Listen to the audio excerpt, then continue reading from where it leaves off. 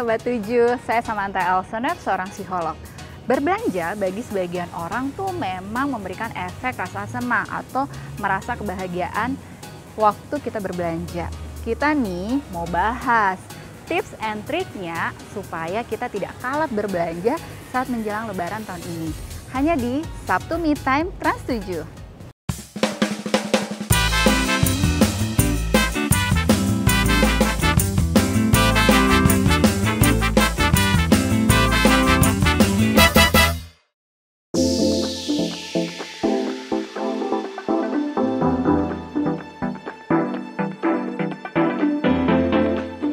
Sobat 7, penyebab orang berbelanja itu pastinya nomor satu nih ya, karena adanya kebutuhan. Ya dong, kebutuhan primer kita, sandang, pangan tuh membuat kita jadi belanja. Nah, berikutnya yang kedua adalah keinginan atau di dalam psikologi disebut adalah drive, dorongan di dalam diri kita yang membuat kita pengen mau belanja terus gitu ya. Apa aja tuh kayaknya pengen kita beli. Bisa karena kita melihat iklan, bisa karena kita tergiur ada selebgram atau influencer yang punya barang tertentu, teman, saudara, dan kita jadi timbul rasa pengen memiliki barang itu gitu ya. Rasanya tuh kalau kita berbelanja ada rasa kepuasan. Nah, ini adalah alasan ketiga kenapa kita mau berbelanja lagi dan lagi. Karena efek daripada saat kita melakukan belanja, kita ngerasa puas. Kita bisa memiliki barang yang kita inginkan dan kita ngerasa senang. Kenapa? Karena belanja itu adalah satu perilaku yang bisa menghasilkan dopamin kita. Dopamin adalah kondisi hormonal kita yang bisa kita tingkatkan untuk membuat kita menjadi rasa senangnya bertambah. Itulah penyebabnya kenapa kita pengen belanja.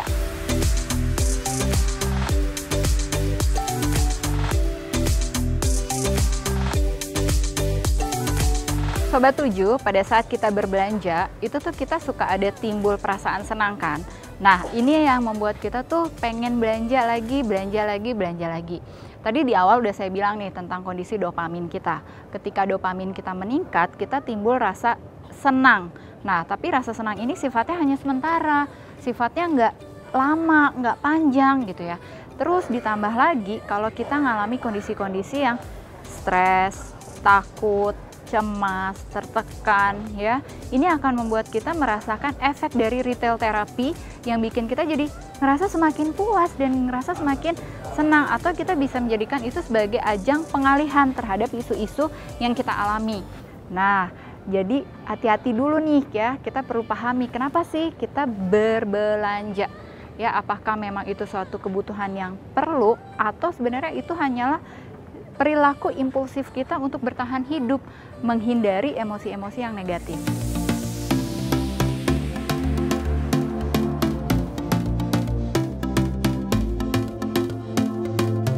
Nah, impulsif buying ini adalah suatu kondisi yang membahayakan karena kita seringkali berbelanja berdasarkan dorongan yang muncul seketika, bukan karena dasar rasional atau yang sudah kita pertimbangkan beberapa jangka waktu tertentu. Misalnya nih ya, kalau kita udah mengalokasikan budget kita, budget hiburan kita, budget belanja kita setiap bulan berapa, kita udah mengalokasikan nih. Jadi memang benar-benar terencana belanjanya. Nah, impulsif buying ini memiliki ciri-ciri. Pertama, kita belanja tanpa kesadaran. Artinya, kita belanja bisa tiba-tiba banyak, terus kita belum tentu pakai barang-barang itu. Kita cuma ngeliat, ih lucu ya, kayaknya rasa ingin memilikinya langsung. Kita beli, tapi begitu barang itu sampai di rumah, ada perasaan menyesal. Nah, selain itu, ciri dari impulsif buying ini juga kita lagi dalam perasaan marah. Marah yang membara, menggebu-gebu, tapi kita nggak tahu cara melampiaskan marah kita tuh kayak gimana. Akhirnya kita cuman, udah deh gitu, bakar duit aja deh gitu. Kita mau senang-senang. Senang-senangnya itu untuk memenuhi dopamin kita, merasakan hal yang membuat kita merasa bahagia dalam waktu sekejap. Secepat mungkin supaya kita melupakan masalah yang sebenarnya kita hadapi saat ini. Nah, Sobat 7, kalau pada saat Lebaran, contoh impulsif buying itu adalah kita punya kebiasaan semuanya serba baru. Maklum ya, namanya juga hari raya kan. Keinginannya semuanya diganti. Ganti taplak meja, harus pakai baju baru saat hari Lebaran, mukena, sejadah, semuanya baru. Boleh nggak sih? Sah nggak sih sebenarnya? Sebenarnya sah-sah aja, asalkan ya sudah direncanakan. Jadi kalau misalnya sudah merencanakan setiap tahun ada anggaran tertentunya, itu bukan impulsif buying. Tetapi kalau kita ngelihat, lucu nih mukenanya, kerudungnya lucu banget, bajunya imut-imut gitu ya, seragaman gitu ya, baju kokonya dan lain sebagainya. Terus kita sampai belinya 10 seri. Nah, hati-hati tuh, itu baru yang dinamakan impulsif buying. Jadi please tetap disesuaikan dengan budget anggarannya berapa, supaya nggak membuat cash flow-nya jadi berantakan.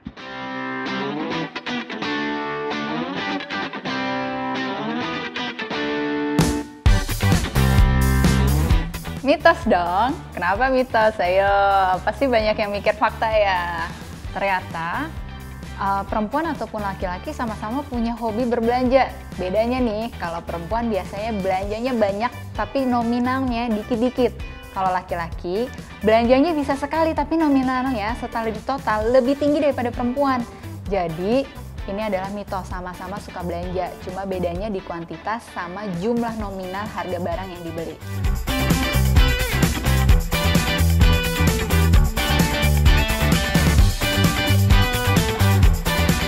Mitos fakta, ayo yang mana? Fakta dong. Pada beberapa hasil penelitian, memang berbelanja itu bisa memberikan efek bahagia, bisa membuat kita merasa senang sementara, bukan abadi loh ya, gitu. Jadi memang ketika kita mau berbelanja ini, kita jadi merasa fulfill, lebih utuh gitu ya. Nah, makanya kenapa berbelanja itu bisa mengurangi rasa stres kita sementara aja.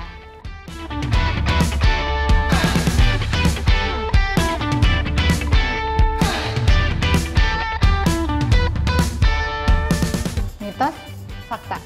Mitos, fakta. Yang mana ya? Mitos. Walaupun sekarang trennya adalah online shopping, tapi ternyata masih banyak juga orang-orang yang menganggap bahwa belanja konsumtif itu ketika pergi ke tokonya langsung atau offline shopping. Kenapa? Karena bisa langsung menyentuh, melihat-lihat, membayangkan gitu ya. Dan kayaknya semakin nggak bisa dikontrol karena prosesnya langsung lebih cepat. Ambil barang, langsung ke kasir bayar. Sementara kalau online shopping, kita masih ada proses yang tunda dulu, taruh di keranjang belanja. Nah, pada saat taruh di keranjang belanja, kita bisa kayak menimbang-nimbang selama 1 minggu, selama 2 minggu, akhirnya mikir, kayaknya gue nggak perlu-perlu banget sih ini. Akhirnya cancel deh gitu ya, keranjang belanjanya kosong lagi.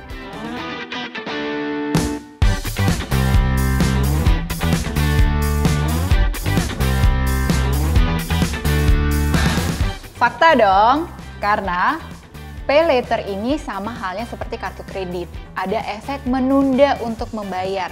Makanya membuat kita jadi kayak iya bisa bertoleransi nih sama cash flow-nya yang kita punya nih, budget anggaran tiap bulan. Nggak apa-apa kok, gue nggak bayar bulan ini kok, kan gue bayarnya bulan depan, tapi belanjanya sekarang, gue bisa punya bayarannya sekarang. Nah, hati-hati ya dengan program pay later ini bisa mengganggu keuangan kita. Pastikan tetap selalu ada anggaran bulanannya yang sesuai dengan budget kamu.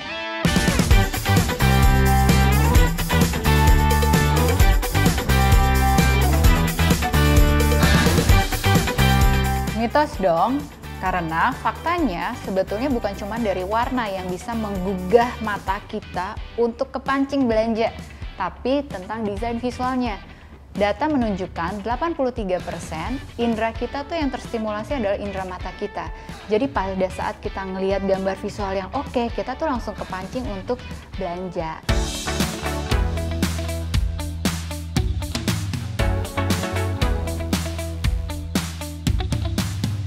Sobat 7, penasaran nggak sih apa yang bisa bikin orang jadi shopaholic atau adiktif terhadap perilaku belanjanya? Nah, fenomena ini itu sebenarnya terjadi karena ada kecanduan terhadap dopaminnya tadi. Kan di awal saya udah bilang nih, orang belanja tuh karena pengen merasakan rasa senang secara singkat. Nah, kalau yang dilakukan terus-menerus adalah mencari kesenangan secara singkat, maka ini hubungannya ke dopaminnya. Pengen cepet-cepet deh gitu ya, ngerasain rasa senang gitu. Jadi ketika stres dikit, udah deh gue belanja aja deh. Stres dikit, belanja aja deh gitu. Efek jangka pendeknya kerasa manfaatnya, dopamin kita meningkat, kita ngerasa senang. Tapi efek jangka panjangnya ini akan membuat kita jadi adiktif atau shopaholic. Nah, Sobat 7, hati-hati nih kalau udah keseringan punya pola perilaku yang kayak gini. Sobat 7 artinya perlu menghubungi tenaga profesional, psikolog atau psikiater untuk membantu Sobat 7 menangani adiktif Sobat 7 terhadap belanja atau shopaholicnya ini seperti apa supaya tidak mengganggu cash flow-nya Sobat 7.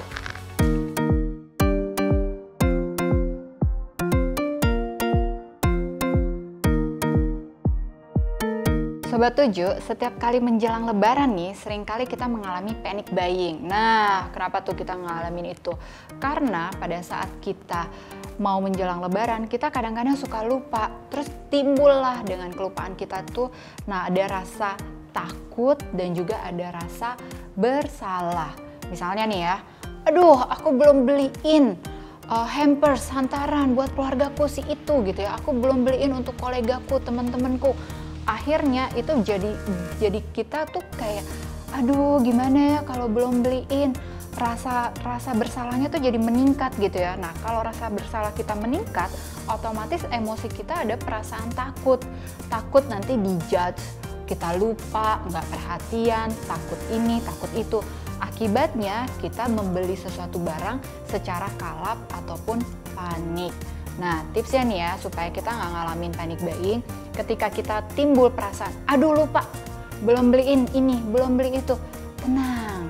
Nah, tenang dulu, cek di kulkas. Ada es batu nggak? Kalau nggak ada, bikin ya. Harus mulai sekarang, abis nonton tayangan ini, bikin es batu. Kenapa? Fungsinya dari es batu itu, ketika kita ngalamin suatu kepanikan yang muncul tiba-tiba secara impulsif di dalam diri kita bisa pegang es batu di kedua tangan kita, kemudian kita tunggu supaya kita jadi cooling down. Oke, kenapa sih harus pakai es? Emang nggak bisa pakai air panas? Nggak bisa. Kenapa? Namanya teknik ini adalah notice temperatur. Ketika kita memegang suatu es, kita tuh bisa mengenali temperatur atau suhu yang dingin di telapak tangan kita.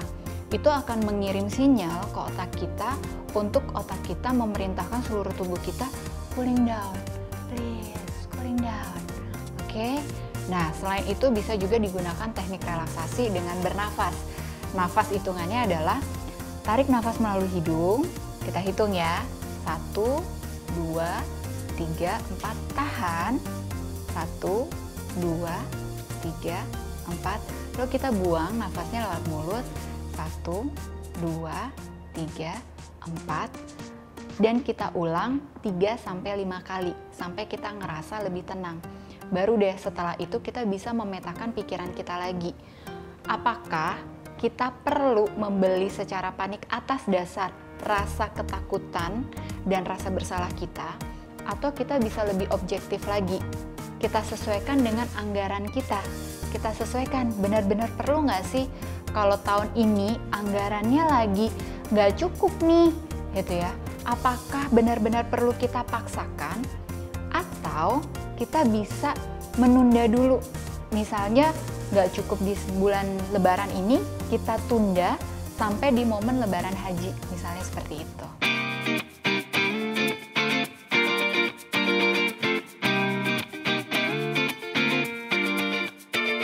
Setiap mau menjelang lebaran, itu sering banget ya ada promo-promo yang bikin kita tuh makin ngiler. Aduh, mupeng, pengen banget gitu ya untuk memiliki itu. Pas nih dapat THR, pengen beli dan lain sebagainya gitu ya. Nah, supaya kita bisa mengendalikan atau mengelola diri kita tidak terjebak dalam promo-promo belanja itu, ada tipsnya nih. 1, hindari bepergian terlalu sering ke tempat-tempat perbelanjaan. Kalau mau makan atau buka puasa bersama, lebih baik di rumah atau langsung tujuannya ke restoran tertentu yang pastinya mematuhi prokes-prokes ya, protokol kesehatan selama masih pandemi ini. Kemudian kita bisa pastikan bahwa yuk liburan dulu yuk, online shopnya yuk ya, karena semakin kita sering terpapar algoritma di dalam sosial media, maka akan semakin banyak iklan-iklan yang menggemaskan yang tampil di halaman-halaman sosial media kita. Nah, kita bisa menggunakan momen ini sebenarnya untuk lebih mendekatkan diri kita pada Allah, dan kita bisa lebih memperdalam agama kita selama momen Lebaran. Nah, saran yang berikutnya, ketika kita tergiur untuk membeli suatu barang tertentu, kita bisa menunda membelinya. Kita pulang dulu atau kita tutup dulu ya sosial media atau online shop. Kita tunggu seminggu. Kita masih kepikiran banget nggak sih, sambil kita bertanya-tanya, seberapa penting barang itu? Nah, pertanyaan seberapa penting kita harus memiliki barang itu saat ini, jadikan pertanyaan kritis di dalam diri kamu supaya kamu bisa mengontrol impulsivitas kamu ketika berbelanja karena iming-iming promo.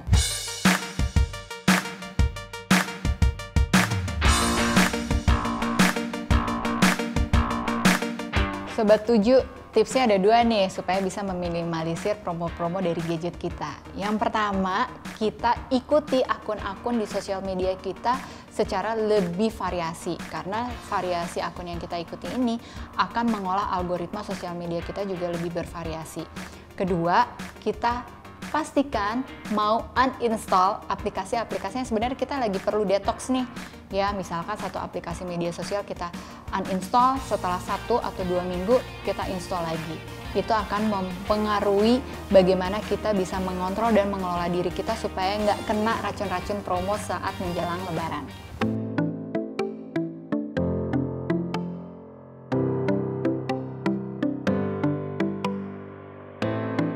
Pastinya kesehatan dompet kita terpengaruh, ya kan? Jadi makin kering nggak tuh dompet kita. Nah, yang kedua, pastikan kesehatan emosi kita tuh juga bisa jadi semakin lama semakin merasa kesepian loh. Kalau kita terus-menerus menggunakan mekanisme pertahanan diri untuk menghindari atau mengelola stres dengan cara berbelanja. Akhirnya kan kita jadi adiktif. Nah, adiktif itu membuat kita sebenarnya bikin rasanya tuh kosong di dalam diri kita, hampa. Kok rasa setiap kali mau beli, dopamin kita meningkat, kita ngerasa senang, tapi nggak berapa lama kita ngerasa bersalah. Abis itu kita akan ngalamin lagi, setiap kali kita ngerasa bersalah kita belanja lagi, terus belanja yang kedua kita ngalamin kesedihan lagi, kita ngerasa kesepian lagi. Pola yang berulang-berulang kayak gini terus-menerus membuat kita makin lama makin merasa sepi, hampa, dan sedih.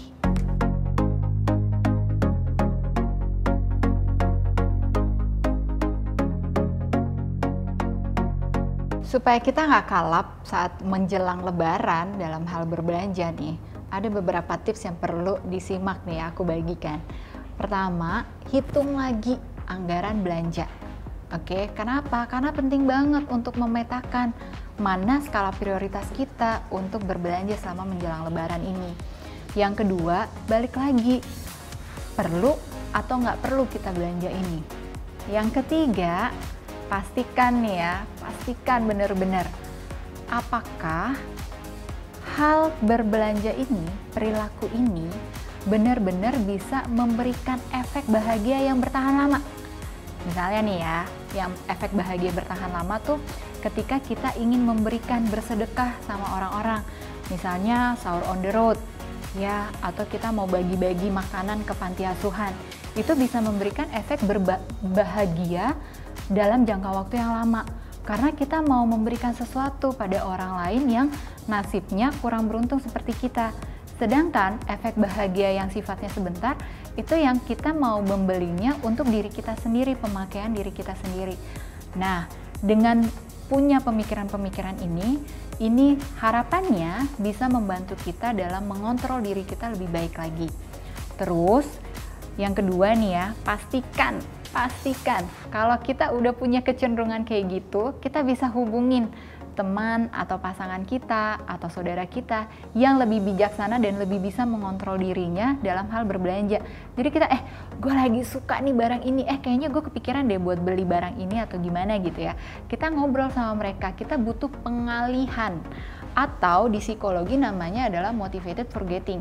Ketika kita lagi mau menginginkan sesuatu barang dan kita alihkan pikiran impulsif kita terhadap barang tertentu, kita telepon teman atau kita nonton atau kita melakukan kegiatan yang lain akan membuat kita jadi lupa akan keinginan kita untuk memiliki barang itu.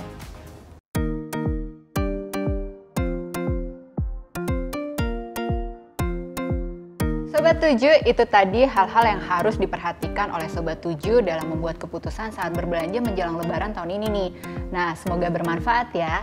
Sampai ketemu lagi di berbagai kesempatan lainnya bersama saya Samantha Elsener, atau lain kali diundang di episode-episode berikutnya di Sabtu Me Time. Nggak, itu bercanda kok, oke? Bye!